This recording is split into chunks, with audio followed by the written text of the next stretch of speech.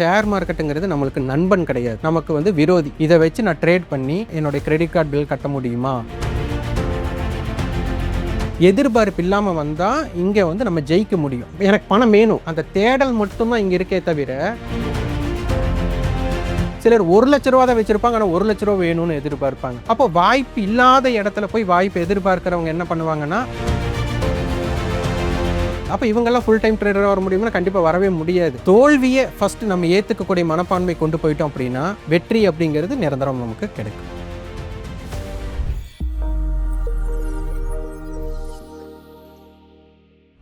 ஜீமு நேயர்கள் அனைவருக்கும் வணக்கம்.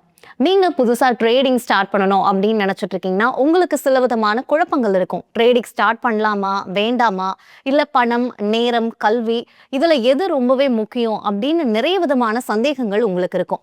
உங்களோட சந்தேகங்களையும் குழப்பங்களையும் தீர்த்து வைக்கிறதுக்காக தான் முழு நேர ட்ரேடரான சந்தோஷ் நம்ம கூட இணைஞ்சிருக்காங்க. நம்ம சார் கிட்ட பேசலாம். வணக்கம் சார்.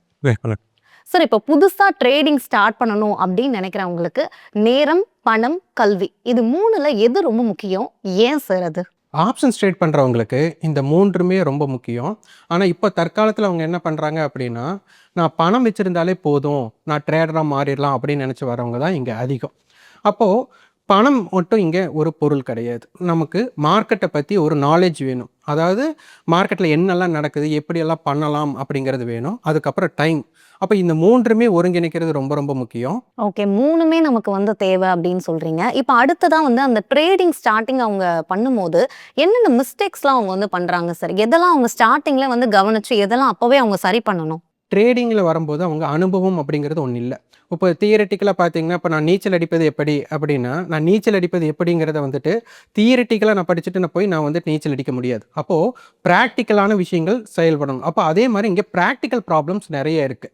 இங்கே ட்ரேடிங்கில் வரவங்க என்னென்னா, ஏற்கனவே ஏதாச்சும் ஒரு பிஸ்னஸ் பண்ணிகிட்டு இருப்பாங்க, இல்லைன்னா ஏதாச்சும் ஒரு வேலைக்கு போயிட்டு இருந்திருப்பாங்க. அப்போ அதில் இருந்து வர வருமானம் வந்து அவங்களுக்கு பற்றாக்குறையாக இருக்கும். அப்போ அதை வந்து கிளியர் அவுட் பண்ணணும் அப்படிங்கிறக்காக ஒரு தேடலில் தான் ஆப்ஷன்ஸ் ட்ரேடிங் இல்லை ஷேர் மார்க்கெட் ட்ரேடிங் எல்லாமே வராங்க. அப்போது இதை ஃபுல்ஃபில் பண்ண முடியுமா அப்படின்னா கண்டிப்பாக ஃபுல்ஃபில் பண்ண முடியாது.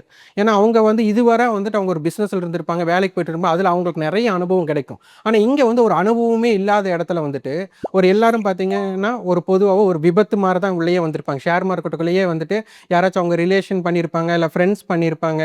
இப்போ சமீபத்தில் பார்த்தீங்கன்னா நமக்கு கொரோனா பேட்ச்னு நாங்கள் ஒரு பேர் வைப்போம். ஏன்னா நிறைய பேர் பார்த்தீங்கன்னா கொரோனாவில் தான் வந்துட்டு எப்படியாச்சும் ஒரு வருமானத்தை நம்ம வீட்டில் இருந்து எப்படி தேடுறது அப்படிங்கிறதுனால உள்ளே வந்திருப்பாங்க. அதனால் ட்ரேடிங் அப்படின்னு உள்ளே வரும்போது அவங்களுக்கு அனுபவம் அப்படிங்கிற ஒரு விஷயம் இங்கே இல்லாததுனால எவ்வளோ பணம் அவங்க வச்சுருந்தாலும் அதில் இங்கே மார்க்கெட்டில் இழந்துட்டு அதுக்கப்புறம் மார்க்கெட்டை வந்து தப்பு சொல்கிற மாதிரி ஏற்படுது. அதனால் வந்துட்டு ஷேர் மார்க்கெட்டுக்குள்ளே வர்றவங்க அனுபவத்தை முதல்ல கற்றுக்கணும். அந்த அனுபவத்துக்கு அப்புறம் தான் அதுக்கப்புறம் நம்ம என்னெல்லாம் செய்யலாம் அப்படிங்கிறத ஃபஸ்ட்டு யோசிக்கணும். அதனால் அனுபவம் ரொம்ப ரொம்ப முக்கியம். ஓகே சார், இப்போ நம்ம பேசிகிட்டு இருக்கும்போது நீங்கள் வந்து சொன்னீங்க, இந்த பாசிவ் இன்கம் பற்றி சொன்னீங்க. இந்த ட்ரேடிங்கை வந்து ப்ரொஃபஷனலாக பண்ணுறாங்க அப்படின்னு சொல்கிறீங்க, அது பண்ணால் தான் பெட்டராக இருக்கும் அப்படின்னு நம்ம பேசுகிறோம். சில பேர் வந்து பாசிவ் இன்கம்காக இந்த ட்ரேடிங்கில் வந்து வராங்க சார். ஸோ அவங்களால இதில் வந்து ஜெயிக்க முடியுமா? இதை நம்ம ஷார்ட் மெத்தடாக யூஸ் பண்ணலாமா? இல்லை, பேசிவ் இன்கமுக்காக உள்ளே வர்றவங்க கண்டிப்பாக சஸ்டெயின் பண்ண முடியும். ஆனால் ஒரு விஷயத்தில் அவங்க வந்துட்டு வெளியில் போகிறக்கு மெயின் காரணம் என்னென்னா ஒரு எக்ஸ்பீரியன்ஸ் அண்டு அந்த அனுபவம் இல்லாதது தான் மிக மிக முக்கியம். இப்போது பேசிவ் இன்கம்னு வந்துட்டோம். அதாவது இவங்களுக்கு என்னென்னா, எனக்கு பணம் வேணும், அந்த பணத்தை தேடுறதுக்காக நான் வர்றேன். அந்த தேடல் மட்டும்தான் இங்கே இருக்கே தவிர அதிலிருந்து நம்ம எப்படி வருமானமாக மாற்றணும் அப்படிங்கிற ஒரு விஷயம் இங்கே இல்லை. அப்போ அந்த வருமானம் அப்படிங்கிறது வந்துட்டு பார்த்திங்கன்னா, இப்போ ஒரு சேலரி பீப்புள்னு வச்சுக்கோங்க, மாதமான அவங்களுக்கு ஒரு திடமான ஒரு அமௌண்ட் சேலரியாக வரும். இல்லை தினக்கூலிக்கு போகிறாங்கன்னா அந்த வேலை முடிச்சதுமே அவங்களுக்கு கிடச்சிடும். ஆனால் இங்கே வந்து நம்ம ஒரு வருமானத்தை எதிர்பார்க்குறோம். அப்போ அந்த வருமானத்திற்கு உண்டான நமக்கு கிடைக்குதா அப்படிங்கிறத ஃபஸ்ட்டு பார்க்கணும். அப்போ அது கன்சிஸ்டன்சியே கிடைக்குதா? இப்போ நான் இன்றைக்கி ஒரு நாள் சம்பாரிச்சுட்டு நான் உடனே எல்லா நாளும் எனக்கு இதை கிடைக்கும். இங்கே பார்த்தீங்க அப்படின்னா எல்லாருமே ஒரு ஆவரேஜ் மெத்தடுன்னு ஒன்று கொண்டு வருவாங்க. ஆவரேஜ் மெத்தட்னா நான் ஒரு நாளைக்கு ஒரு 500 சம்பாதிக்கிறேன், ஒரு 10 நாளைக்கு சம்பாரிச்சிட்டேன்னா எனக்கு 5000 ஆச்சு. அப்போ நான் 10 நாளில் நான் 5000 சம்பாதிக்கிறேன் அப்படின்னா அப்போ நான் இது மாதம் ஃபுல்லாக பண்ணேன், வருஷம் ஃபுல்லாக பண்ணான்ட்டு உடனே வந்து நம்ம மனசில் வந்து மல்டிஃபிகேஷன் போட ஆரம்பிச்சிடுவாங்க.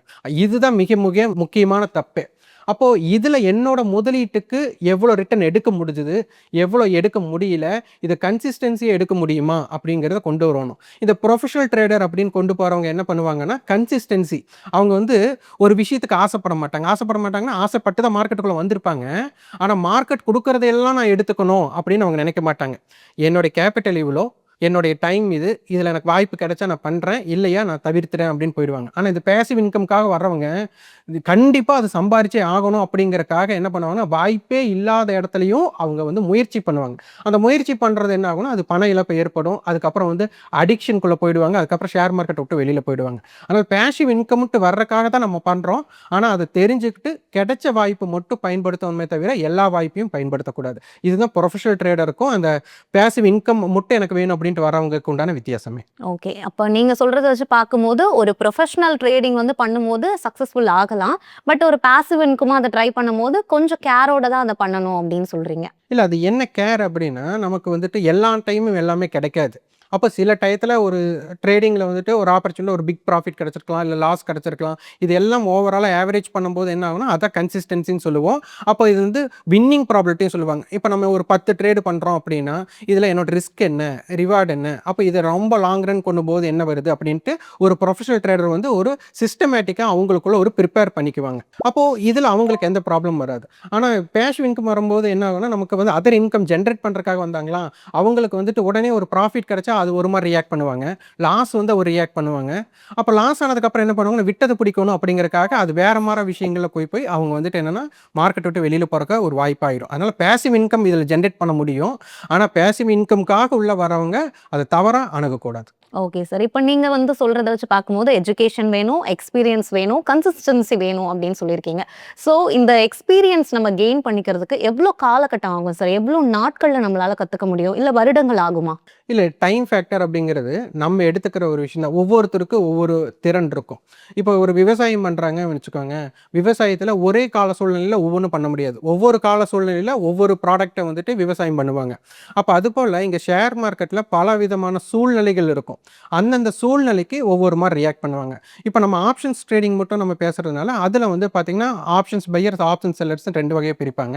சில டைம் என்னன்னா, ஆப்ஷன்ஸ் பையர்ஸ்க்கு வந்துட்டு அள்ளி குடுக்குற மாரி இருக்கும். ஆனா ஆப்ஷன் செல்லர்ஸ்க்கு வின்னிங் ப்ராபபிலிட்டி அதிகம். ஆனா அவங்களுக்கு ப்ராஃபிட்ங்கிறது ஒரு மேக்ஸிமைஸ்டா இருக்காது. ஒரு மினிமமா இருக்கும். ஆப்ஷன்ஸ் பையர்ஸ் வந்து பார்த்தீங்க அப்படின்னா, ஒரு டைம் கிடைச்ச ப்ராஃபிட்ட உடனே அடுத்த ட்ரேடிங்லயும் யூஸ் பண்ணிட்டு, ஒரு கன்சிஸ்டன்சி இல்லாம இப்ப பார்த்தீங்கன்னா, லாட்டரி டிக்கெட்ல எனக்கு வந்துட்டு ஒரு பிரைஸ் விழுந்துருச்சுன்னா, அந்த லாட்டரி டிக்கெட் பரிசு விழுந்த தொகை எல்லாத்துக்கும் லாட்டரி டிக்கெட் எடுத்தா எப்படி இருக்கும்? அந்த மாரி வந்துட்டு ரிஸ்க் மேனேஜ்மென்ட்டும், மனி மேனேஜ்மென்ட்டும் தெரியாம பணத்த இழக்கிறவங்க ரொம்ப ஜாஸ்தியா இருக்கும். அத மட்டும் இவங்க தவிர்த்துட்டாங்கன்னா கரெக்ட்டா இருக்கும். Okay sir. இப்ப இந்த ட்ரேடிங்ல பார்த்தோம்னா, லாபம் கிடைக்கும்போது ரொம்ப ஆவலாவே இருப்பாங்க. அதுவே வந்து ஒரு சில டைம்ல வந்து நஷ்டமாகுது சார். ஸோ வந்து அத எப்படி நம்ம வந்து கண்ட்ரோல் பண்றது? நம்ம நஷ்டமாகறத எப்படி நம்மளால தடுக்க முடியும்? இல்ல ஷேர் மார்க்கெட்ட பொறுத்தவரை நம்ம ஃபர்ஸ்ட்டு நம்ம ப்ரிப்பேர் ஆயிட்டு வர வேண்டிய ஒரு விஷயம் என்னன்னா, நம்ம வந்து ஒரு எதிரி நாட்ல போறோம். இப்போ போர் நடக்குதுன்னு வச்சுக்கோங்க. ஒரு எதிரி நாட்டுக்கு போம்போது வந்துட்டு நம்ம ஜாலியா போவோமா? ஒரு அவேர்னஸோட போவோமா? இல்லையா? அப்ப அதுபோல ஷேர் மார்க்கெட்டுங்கிறது நம்மளுக்கு நண்பன் கிடையாது. நமக்கு வந்து விரோதி. அப்ப விரோதி கிட்ட நம்மளுடைய பணத்த குடுக்குறோம் அப்படின்னா, அப்ப எவ்வளோ ஜாக்கிரதையா குடுக்குறோம் அப்படிங்கிறது நமக்கு தெரியணும். அதனால இந்த அவேர்னஸ் கண்டிப்பா வேணும். ஆனா இது உடனே வந்துட்டு வராது. ப்ராஃபிட் வரும்போது நமக்கு என்னன்னா ஒரு மைண்ட் வந்துட்டு பிளாக் ஆன மார, எந்த தவறுமே நம்ம மனசுக்குள்ள வராது. அப்ப என்ன ஆகும், நான் ஏற்படுத்துறதெல்லாம் கரெக்ட் அப்படின்னு சொல்லிட்டு ஓவர் கான்ஃபிடென்ட் போயிடும். அப்ப என்ன ஆகும்னா, ஒரு 9, 10 ட்ரேட் பண்றாங்க அப்படின்னா, 9 ட்ரேட் சக்சஸ் ஆயிருக்கும். ஆனா 9 முறை நம்ம சக்சஸ் பண்ணிட்டு இதுல என்ன ஆயிட போகுதுன்ட்டு, அந்த ஒரு ட்ரேட்லயே அந்த 9 ட்ரேட்ல எடுத்த ப்ராஃபிட்டையும் இங்க இழந்துடுவாங்க. அப்ப என்ன ஆகும்னா, ஓவர் கான்ஃபிடென்ட் நம்மளுக்கு ஈஸியா வந்துரும். அப்ப இந்த ட்ரேடிங்ல பொறுத்தவரை நமக்கு வந்துட்டு ஓவர் கான்ஃபிடென்ட் அப்படிங்கிறது இருக்கக்கூடாது. ஏன்னா நம்பிக்கை இருக்கலாம். அதுக்குன்னு அதிபீனமான நம்பிக்கை இருந்தது அப்படின்னா, அது வந்து நம்மளுக்கே அது ஆப்போசிட்டா போயிடும். ஸோ அந்த நம்பிக்கை நம்ம வைக்கலாமா? வேண்டாமா? அப்படிங்கிறத யோசிச்சுட்டு தான் நம்ம வந்துட்டு முடிவு பண்ணணும். Okay sir. இப்ப இந்த ட்ரேடிங் பண்ணும்போது சைக்காலஜி ரொம்ப இம்பார்ட்டன்ஸா சார்? அவங்களோட மனநிலை வந்து ரொம்ப பார்த்துக்க வேண்டிய அவசியம் அங்க இருக்கு. அவங்களோட மனநிலை கூட அந்த வெற்றி, தோல்விய வந்து தீர்மானிக்குதா? ஒரு ஃபுல் டைம் ட்ரேடரா நீங்க என்ன அட்வைஸ் வந்து குடுக்க போறீங்க? கண்டிப்பா மனநிலை அப்படிங்கிறது ரொம்பவே பாதிக்கும். இருக்கிறதுலே ரொம்ப கஷ்டமான ஒண்ணு மனக்கட்டுப்பாடு அப்படிங்கிறது தான். இப்ப நான் வந்துட்டு சொல்றேன் அப்படின்னா, அது நான் சொல்றது ரொம்ப எளிது. ஆனா நானே கடைபிடிப்பேனா அப்படின்னா, கண்டிப்பா கஷ்டம். ஏன்னா, ஒவ்வொரு சூழ்நிலையில ஒவ்வொருத்தர் ஒவ்வொரு மாரி முடிவுகள் எடுப்பாங்க. அதனால சைக்காலஜி அப்படிங்கிறது ரொம்ப முக்கியம். இப்ப இந்த காலத்துலலாம் பார்த்தீங்கன்னா, ஒரு அக்செப்டன்ஸ் அப்படிங்கிறது ஒண்ணு இல்லாமயே போயிருச்சு.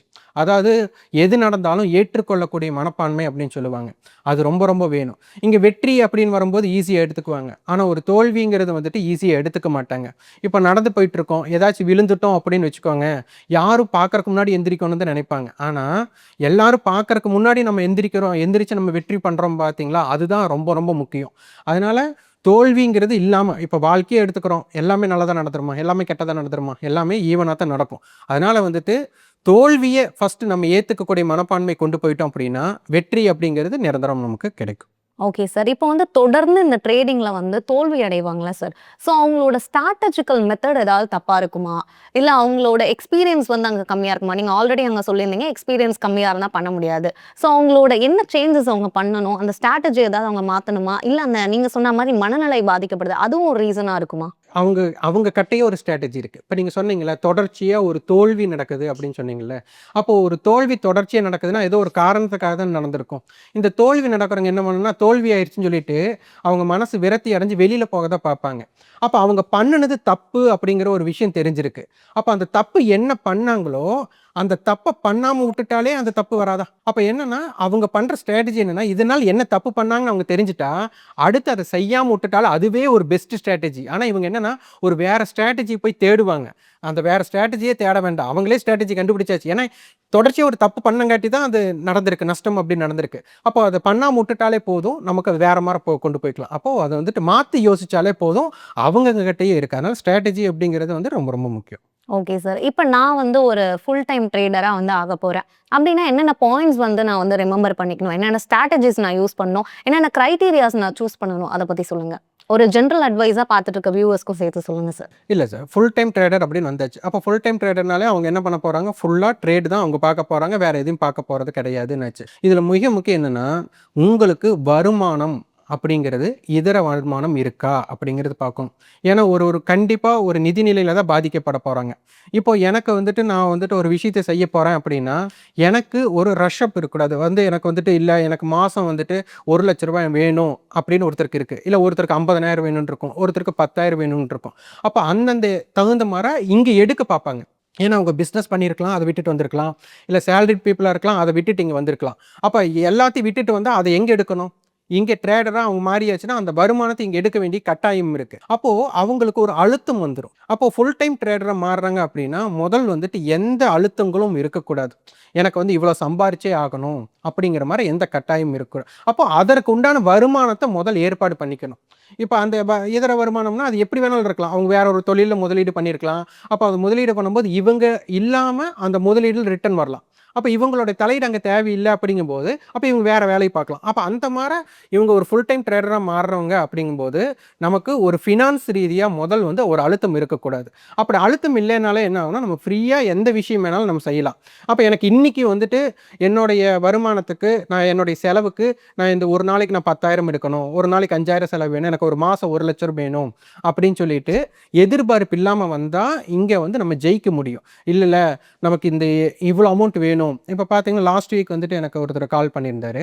சார் நான் கிரெடிட் கார்டுக்கு மட்டுமே நான் வந்துட்டு ஒரு 75,000 மாசம் கட்டணும். இப்ப என் கையில இருக்கிறதே ரூ. 50,000. இத வச்சு நான் ட்ரேட் பண்ணி மாசம் ரூ. 75,000 என்னுடைய கிரெடிட் கார்ட் பில் கட்ட முடியுமா? அதுக்கு வாய்ப்பு இருக்கா? அப்படின்னு. ஆனா அவர் வச்சிருக்கிறேன்னு சொன்ன அமௌண்ட்டே 50,000. அந்த 1 மாசத்துக்கு அவர் கட்ட வேண்டிய அமௌண்ட்டும் கூட அவர் கட்ட இல்ல. 50,000 வச்சு அவர் ரூ. 75,000 எடுக்கணும்னா, கிட்டத்தட்ட அவரோட கேப்பிட்டல்ல 150% ஆஃப் ரிட்டர்ன்.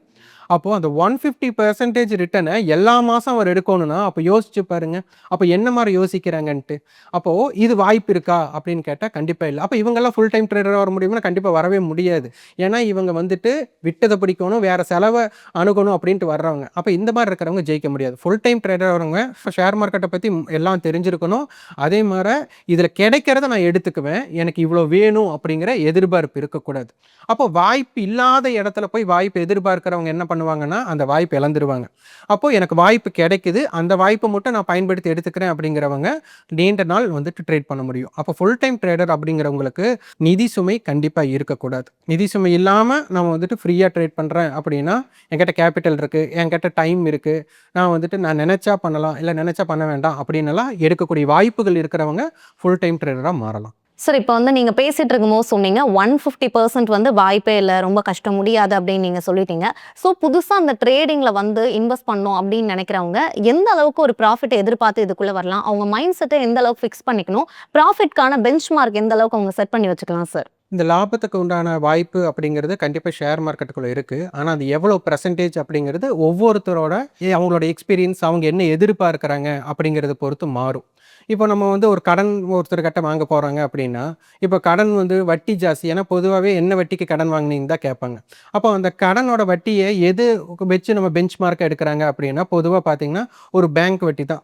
இப்போ வந்துட்டு பார்த்தீங்கன்னா 1%க்கு கீழே அப்படின்னு சொல்லுவாங்க. இதே வெளியில் போய் கடன் வாங்குறோம்னா ரூ. 1 வட்டிக்கு மேலே வாங்குறீங்களா, 2 வட்டிக்கு வாங்குறீங்களா அப்படின்னு சொல்லுவாங்க. அப்போ அவங்க என்ன ஆகும்னா, அவங்களுக்கு இருக்கக்கூடிய பிரச்சனைகளுக்கு தகுந்த மாதிரி வட்டி இன்க்ரீஸ் ஆகும். இப்போ பேங்க்குக்கு போனால் ஒரு டாக்குமெண்ட் இருக்கா அப்படின்னு கேட்பாங்க. அந்த டாக்குமெண்ட் இல்லைன்னா இன்ட்ரெஸ்ட் அவங்களே ஏற்றிடுவாங்க. அவங்க கேட்குற எலிஜிபிளுக்கு உண்டான டாக்குமெண்ட்ஸ் இருக்குது அப்படின்னா என்ன பண்ணுவாங்க, வட்டியை வந்து கரெக்டாக கொடுப்பாங்க. அப்போ அதுபோல் இங்கே வந்துட்டு ட்ரேடிங்குள்ளே வரவங்க கண்டிப்பாக வந்து ப்ராஃபிட்டை கன்சிஸ்டன்சியாக எடுக்க முடியும். ஆனால் அதற்கு வந்து ப்ராப்பரான அனுபவம் வேணும்னு சொல்லிட்டோம், அதற்குண்டான முதலீடு வேணும்னு சொல்லிட்டோம், அதுக்குண்டான எஜுகேஷன் டைம் எல்லாமே வேணும்னு சொல்லிட்டோம். அப்போ இதிலிருந்து எவ்வளோ லாபம் எடுக்கலாம் அப்படின்னு அவங்க எடுத்துக்கிட்டால், அவங்க ஏற்கனவே ஒரு பிஸ்னஸ் பண்ணியிருப்பாங்க.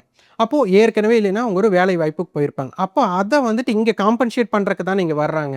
அப்போ முதல் அவங்க அதை காம்பன்சேட் பண்ணக்கூடிய அளவுக்கு இங்கே வாய்ப்பு இருக்கா அப்படின்னு செக் பண்ணணும்.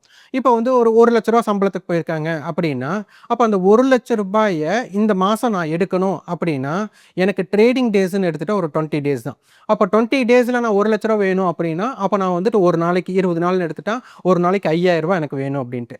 இதே ஒருத்தர் வந்துட்டு ரூ. 50,000 சம்பளத்துக்கோ அந்த மாதிரி போயிருப்பாங்க. அப்போ அவங்களுக்கு உண்டானது. அப்போ அவங்க ஃபஸ்ட்டு வந்துட்டு அவங்க கிட்ட என்ன முதலீடு இருக்குது, அந்த முதலீடுக்கு இங்கே ரிட்டர்ன் எவ்வளோ தூரம் எடுக்கிறதுங்கிறது அவங்களுக்கு என்ன வாய்ப்போ அதை யூஸ் பண்ணுவாங்க. ஆனால் இதில் ஒரு பெரிய பிரச்சனைனா எல்லாத்தினாலையும் எல்லா கேபிட்டலும் கொண்டு வந்துட முடியாது. ஒருத்தர் பார்த்தீங்கன்னு வச்சுக்கோங்க, ஒரு 100 கோடி ரூபாய் வச்சுருப்பாங்க. அவங்க வந்து ரூ. 1,00,000 போகுதுன்னு எதிர்பார்ப்பாங்க. சிலர் ரூ. 1,00,000 தான் வச்சுருப்பாங்க, ஆனால் ரூ. 1,00,000 வேணும்னு எதிர்பார்ப்பாங்க.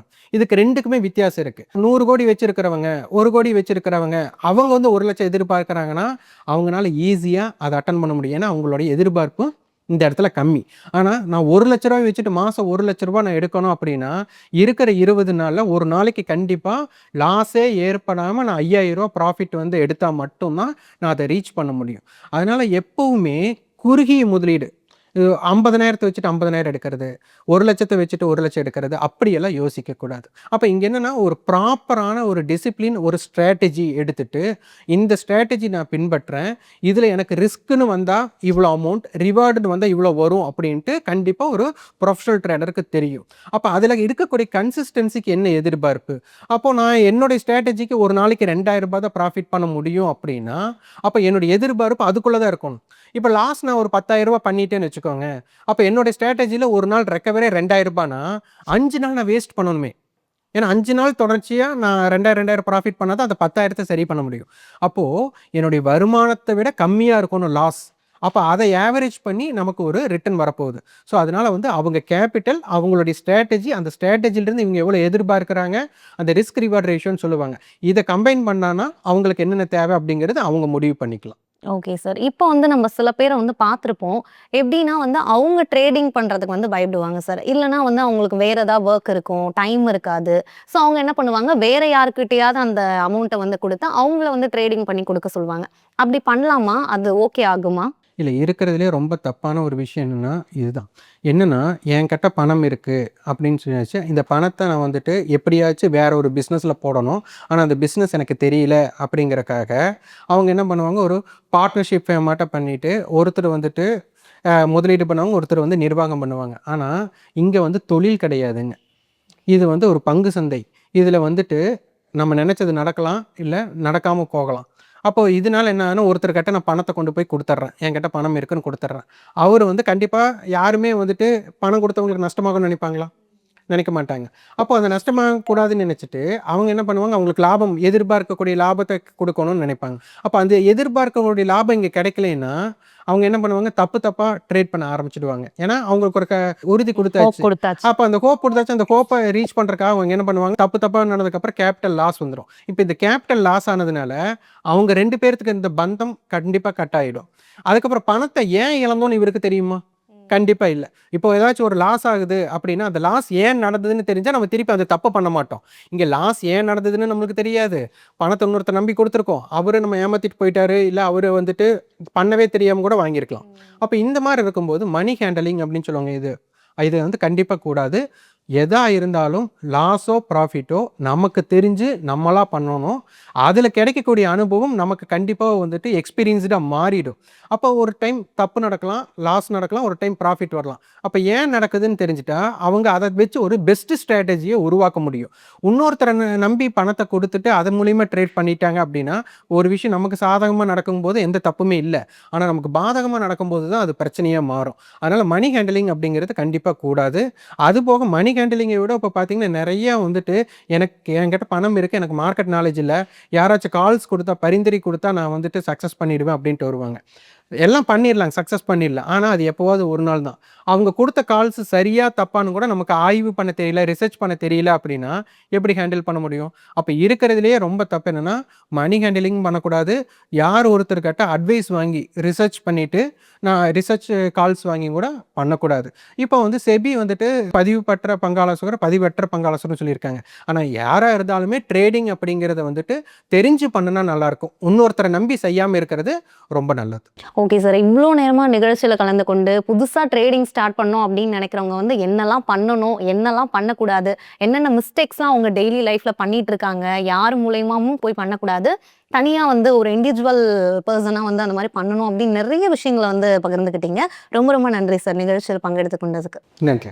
நேர்களே, இன்னைக்கே புதுசாக ட்ரேடிங் ஸ்டார்ட் பண்ணக்கூடியவங்களுக்கு முழு நேர ட்ரேடரான சந்தோஷ் பல விதமான எக்ஸ்பிளனேஷன்ஸ் கொடுத்திருந்தாரு. பார்த்துட்டு இருக்க நேர்கள் ஆகிய உங்களுக்கு இந்த வீடியோ கண்டிப்பாக யூஸ்ஃபுல்லாக இருக்கும். இந்த மாதிரி ட்ரேடிங் சம்பந்தமான நிறைய வீடியோஸ் உங்களுக்கு வேணும் அப்படின்னா ஜீமோ சேனலை சப்ஸ்கிரைப் பண்ணுங்க.